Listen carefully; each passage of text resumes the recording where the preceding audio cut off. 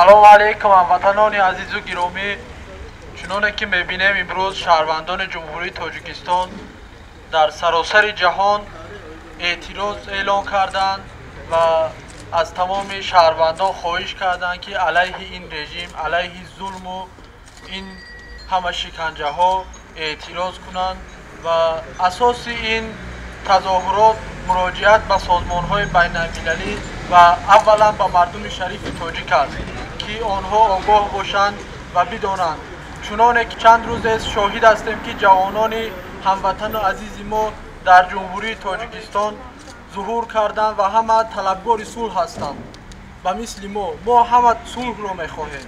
ҳеҷ кас, ягон фарди тоҷик ҳаргиз ҷангро нахостааст ва чуноне ки баъзеҳо мегӯянд ин солҳо солҳои 1999 нест, хеле дақиқ ва таҳлили хуб карданд ки ин солҳо солҳои 1992 нестанд.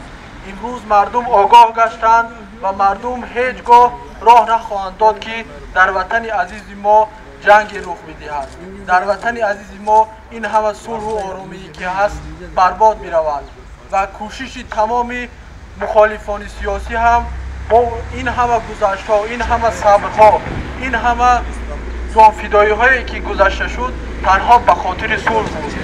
мардум аз ҷону молу ҳамаи чизи худ гузаштанд то сулҳро ҳифз кунанд ва инчунин имрӯз ҳам бо вуҷуди ин ҳама мушкилот мо мехоҳем ки бо роҳи сулҳ бар ин зулму шиканҷа пирӯз биёем ва инчунин имрӯз ҳама мақсад аз гирдиҳамоӣ кардани мо дар он аст ки мо ҳама сарҷамъ омадем то аз мансабдорон ва ҷомеаи ҷаҳонӣ талаб кунем ки дар тоҷикистон дар масоил ва мушкилоти тоҷикистон бетараф набошанд.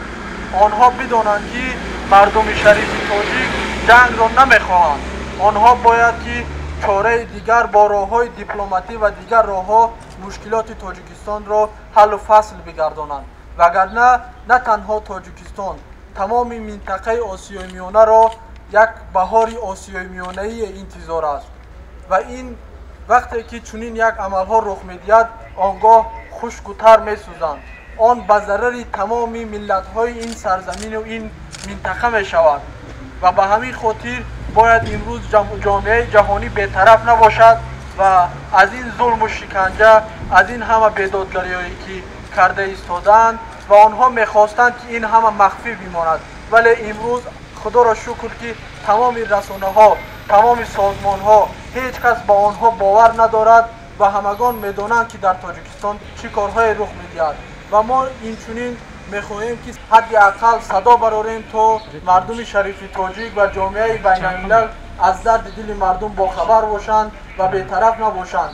инчунин мо инҷо дорем созмони милали муттаҳид ва чандин кишварҳои кафили сулҳ.